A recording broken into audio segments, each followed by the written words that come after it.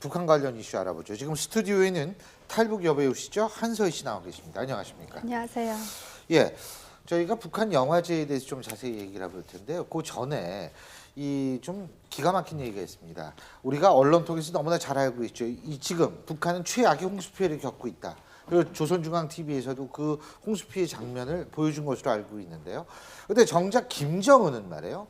자신은 아주 최고급 외제차를 타고 돌아다니면서 지금 수해 현장 말고 딴 데로 돌아다니고 있는 모양이에요. 네. 그 지금 이 김정은이가 탄 차가 영국 랜드로버사에서 시작한 레인지로버인 것 같은데 그런 차 북한에서 보셨어요? 북한에서는 벤츠나 아니면 그 일본 수입차들, 중고차들은 많이 봤지만 예. 저런 차는 처음 봅니다. 아 그렇죠. 이거 우리나라에서도 이 차가 좀 많이 굴러다니긴 하는데 이게 최대 2억까지 가는 차라고 예, 그러더라고요. 얼마 전에 이슈도 한번 됐었잖아요. 그 네이처리퍼블릭의 정은호 정은호 대표가 그 모 부장 판사에게 그 차가 네, 이 차예요? 그게 바로 이 차입니다. 그게 아, 저 차 저거. 아, 예, 예. 우리나라에 많이 다니긴 다니죠. 이 요즘 차. 많이 다니죠. 그죠? 근데 이게 자기는 이런 차 타고 다니면서 정작 그 저 홍수 피해 난 북한 주민들한테 골차키 하나 보는 모양이에요. 골차키. 네.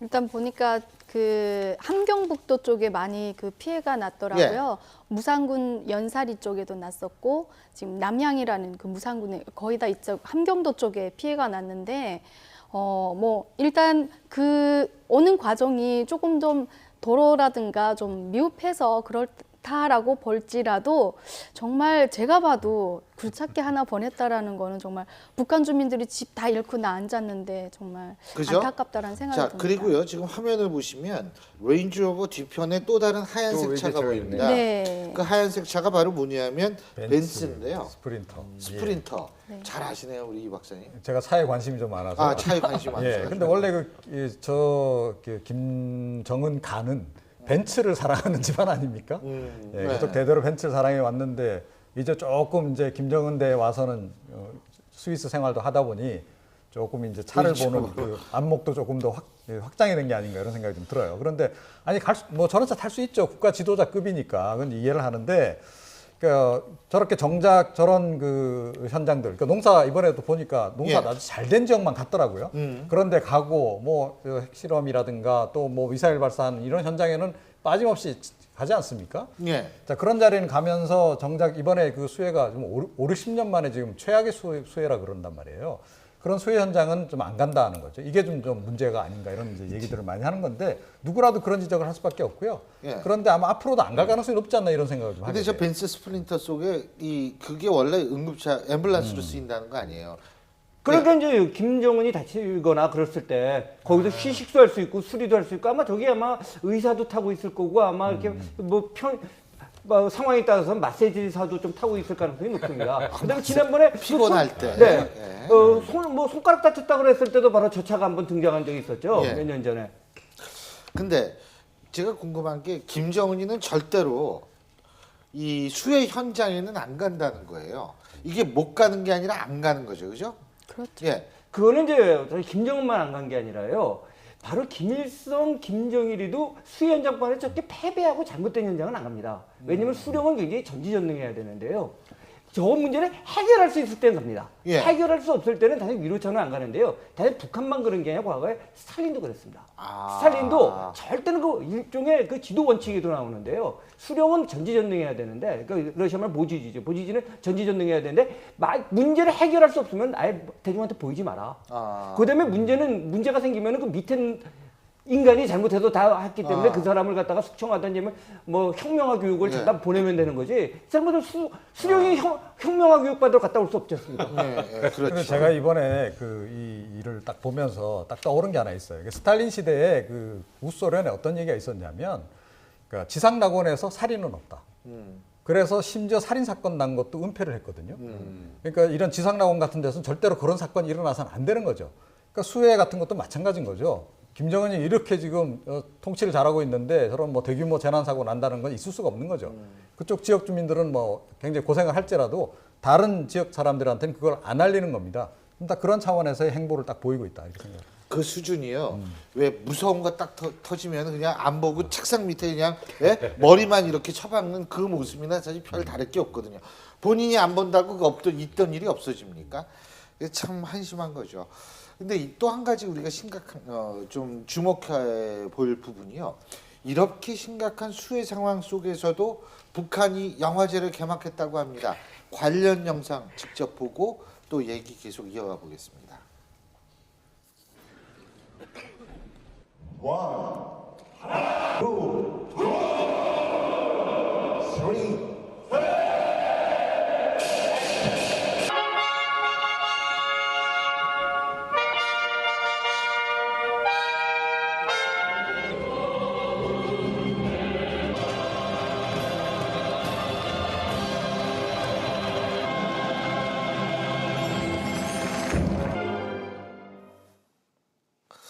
예, 여러분 지금 화면에서 보셨죠? 전 지금 솔직한 얘기를 처음 봤거든요. 이 영상을. 좀 기가 막힌 부분이 있습니다.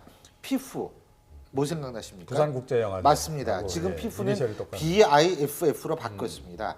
그런데 평양은 PIFF로 계속 쓰고 있는데 만일 우리가 부산국제영화제 PIFF를 계속 썼더라면 외국 사람들이 헷갈릴 뻔했어요. 평양, 예? 부산. 근데요, 네. 북한에 계실 때 네. 영화제 참석해 보신 적 있어요? 배우시니까. 아, 저 영화 배우들은 이제 참석 가능한데요. 네. 저것도 뭐 내가 가고 싶어서 표를 구해서 가는 것이 아니라 예. 그 일정한 직업에 따라서 또는 회사에 따라서 그 표를 나누어 줍니다. 네. 그러면 이제 가는 거지. 저 같은 경우는 영화 배우가 아니라 성악 배우였기 때문에 영화제는 가지 않고 영화제 기간에 성악배우가 하는 우리나라 지금 뮤지컬 배우. 네, 성악가죠. 아, 네. 그래서 이제 그 저희 오페라하고. 그렇습니다. 그죠? 네. 예. 그래서 저희 같은 경우에는 영화제보다는 이제 영화 하는 도중에 이제 영화 상영할 때 가서 구경하기도 했었습니다. 영화 상영할 때. 네. 영화제에서 영화도 상영하죠. 네, 영화제 기간 동안 안에 국제영화관 뭐 이런 데서 아. 영화를 상영합니다. 근데 무슨 영화? 그 뭐 외국 영화 많이 해요? 외국 영화라고 해봐야 북한하고 조금 좀 친선이 있는 나라라든가 예. 이런 나라만 하거든요. 그래서 예. 러시아라든가 인도라든가 예. 중국 영화 이런 것들로 영화를 예. 보여주는 거죠. 그러니까 결국은 그렇게 저걸 하는데 우리가 주목해야 될 게 혹시 예전에 영화제에 영화 보러 갔을 당시의 상황이 지금처럼 엄청난 수혜를 겪고 있다거나 이럴 때에도 영화제를 할 때 영화 보러 가셨던 기억은 있으십니까? 그런 적은 없었죠. 네, 저도 사실 탈북민이지만 제가 북한에 있을 때는 항상 김 부장이 이렇게 얘기했거든요. 인민제일주의, 인민을 제일로 먼저 여기는 나라다라고 했는데 예. 지금 보면 저도 대한민국에서 생활하다 보니까 예. 그때 당시 상황을 돌이켜 놓고 보면 지금보다 그나마 나았지만 그래도 인민을 위한 나라는 아니었던 것 같아요. 그 인민을 진짜로 위했더라면 저런 한쪽에서는 500명 정도가 정말 사망하고 이랬는데 영화제를 한다라는 자체가 정말 말이 아니 안 돼요. 10년 전에는 똑같다. 그렇죠. 수혜에도 불구하고 왜 예. 저런 영화제를 했느냐? 김일성 사망했을 때도 했습니다. 저 행사를. 예. 굉장히 애착을 갖고 있는 그렇죠. 거예요. 그리고 네? 뭐 김일성 때 이제 물론 만든 거긴 한데 아시다시피 뭐 김정일 이제 전 위원장이 영화를 굉장히 또 좋아하지 않았어요. 예. 그런 것도 있고요. 최근에 이제 이 북핵 실험하고도 좀 연관이 있다라고 생각해요. 그러니까 국제사회에서 완전히 고립되는 그런 그 국면에서 봐라, 우리 국제적으로 고립돼 있는 거 아니다라고 하는 것을 인민들에게 이른바 인민들에게 보여주기 위한 그런 면에서도 일부러 저런 행사를 그냥 그대로 강행하는 게 아닌가 이런 생각이 좀 들어요. 예. 근데 어쨌든 제가 이렇게 주목해야 될 것은 우리가 흔히 얼마 전에 실제로 그런 일이 있었죠. 평창 올림픽이 이제 나오지 않습니까? 좀 있으면 하지 않습니까?